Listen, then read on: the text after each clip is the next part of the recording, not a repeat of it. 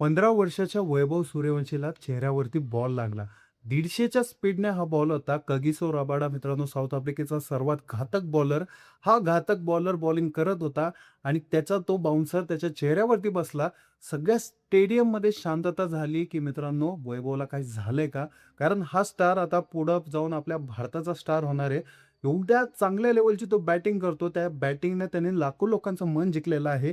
आणि याच काळजीपोटी सर्वसामान्य लोकांमध्ये तिथं शांतता पसरली, की बाबा रे, या हिऱ्याला काही झालं नाही का? कारण तो हिरा आहे, त्याच्यामध्ये ती स्ट्रेंथ आहे. देवाने त्याला ते गिफ्ट दिलेलं आहे आणि त्या स्ट्रेंथमुळं, त्या माइंडसेटमुळं मित्रांनो तो आज 15व्या वर्षी IPL खेळतोय. याचं उदाहरण त्याने कालच्या एलिमिनेटरमध्ये स्पष्ट करून दाखवलं. मित्रांनो, तुम्ही त्याचा परफॉर्मन्स बघितला तर एलिमिनेटरमध्ये तो खेळला, क्वालिफायरसाठी खेळला आणि त्याला 90s वरती आउट झाल्यावरती जरी तो रडतोय असं तुम्हाला वाटत असेल, तर सर्वात महत्त्वाची बाब म्हणजे एक लक्षात ठेवा, तो त्याच्या टीमसाठी खेळतोय हे त्याने स्पष्ट केलेलं आहे. रेड बुलच्या एका इंटरव्ह्यूमध्ये त्यांनी बोलताना काय बोलला, की "मी माझ्या टीमला कसं जिंकवल हे माझ्या डोक्यामध्ये चाललेलं असतं." या माइंडसेटने खेळणारा हा भारताचा पहिलाच प्लेयर आहे. नाहीतर मित्रांनो सेंच्युरीसाठी तर खेळणारे खूप सारे आहेत. माझी सेंच्युरी झाली पाहिजे, माझे स्कोर झाले पाहिजे, मी लेजेंड बनलं पाहिजे, असं खूप लोकांना वाटतं. परंतु मित्रांनो देशासाठी किंवा आपल्या एखाद्या टीमसाठी ज्या गोष्टीला आपण रिप्रेझेंट करतोय, त्या गोष्टीसाठी खेळणारे हे पोटावर मोजणारे असतात आणि हेच लोकं मित्रांनो खूप सक्सेसफुल होतात, मोठं नाव होतं आणि याच्यामध्येच हे नाव आता मोठं होऊ शकतं ते म्हणजे वैभव सूर्यवंशी. मित्रांनो 150च्या स्पीडने कगिसो रबाडाचा बॉल फेस करणं ही साधी गोष्ट नाहीये. कगिसो रबाडाला 6 मारणारा हा 15 वर्षाचा पोरगा. महत्त्वाची बाब म्हणजे तोंडावरती बॉल शेकलाय. त्या परिस्थितीमध्ये भले मोठे बॅट्समन जिथं अक्षरशः त्यांचा माइंडसेट लॉस्ट होऊन जातो. म्हणतात, "बाबा रे, आउट व्हा, कसं तरी व्हा. ह्या बकासुराला कुठं फेस करत बसता?" असे पण काही-काही मनातमध्ये विचार येतात आणि मॅक्सिमम एखादा बाउन्सर जर चेहऱ्यावरती बसला, तर पुढच्या 5 ते 6 बॉलमध्ये तिथं विकेट चालली जाते. परंतु कालच्या मॅचमध्ये 17व्या ओव्हरपर्यंत वैभव सूर्यवंशी क्रीजवरती होता आणि जोपर्यंत तो क्रीजवरती होता, तोपर्यंत स्कोर बोर्ड जो होता, तो चालत होता आणि व्यवस्थितरित्या चालत होता मित्रांनो. 200 प्लस त्याच्या मेहरबानीमुळं अक्षरशः राजस्थानचे बोर्डवरती लागले. परंतु राजस्थानचं चाललंय काय तुम्हाला तर माहितीच आहे. एकटं बारकं पोरगं खेळतं आणि बाकीचे तमाशे बघतात. मित्रांनो, ह्या 10 प्लेयर्सनी काय करावं? सुंबासारखं बसावं, सुंबासारखं राहावं का?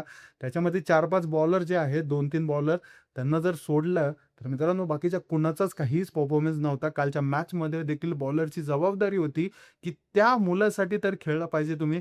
ट्रॉफी तर लांबच राहिलं, बाकीच्या गोष्टी पण लांब राहिल्या. तुम्ही कॅच सोडताय, तुम्ही अक्षरशः डिस्टर्बिंग करून टाकला. माहोल खराब केलता अक्षरशः त्या राजस्थानच्या टीमचा. पहिली गोष्ट तर ओपनर्स आउट झाले.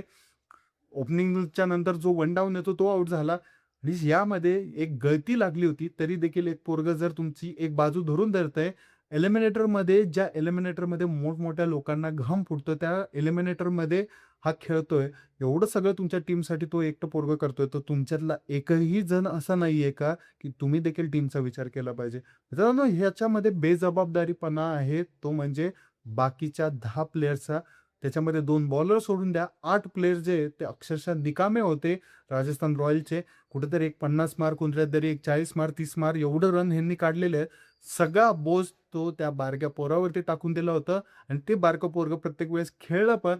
कालच्या मॅचला पण खेळलं. परंतु या बाकीच्यांना विकेट काढता आले नाही. आणि नक्कीच मित्रांनो याचमुळं फायनलचं जे तिकीट होतं ते राजस्थानचं ते कुठेतरी कापलं गेलं.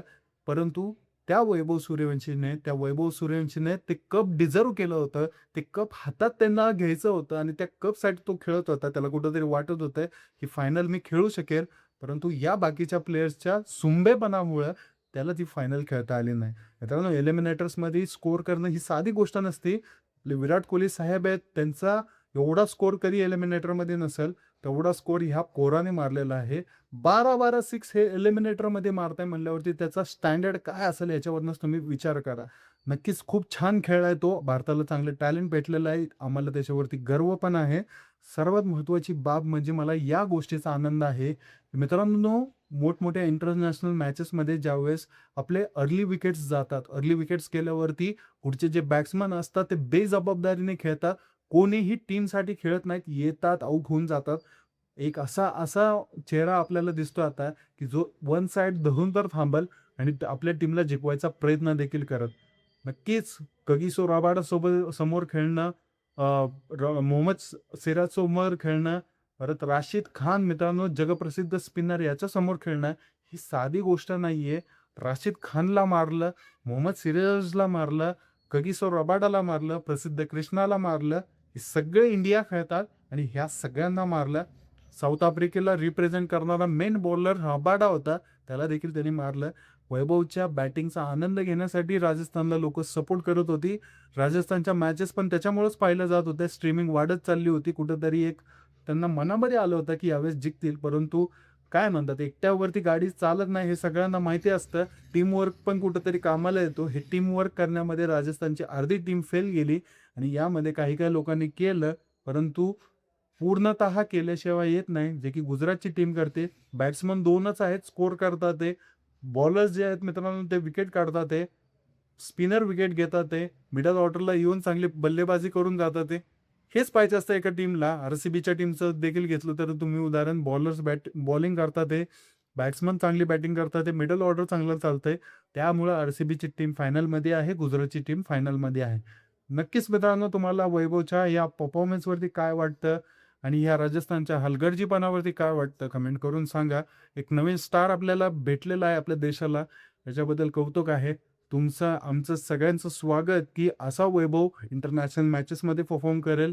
तो आपल्या देशाला चांगलं रिप्रेझेंट करेल, आपल्या देशाचं नाव मोठं करेल. याच गोष्टीची आपल्याकडे अपेक्षा राहील. भेटूया एका अशाच व्हिडिओमध्ये. जर व्हिडिओ आवडला असेल तर लाईक करा, सबस्क्राईब करा. जय हिंद, जय महाराष्ट्र.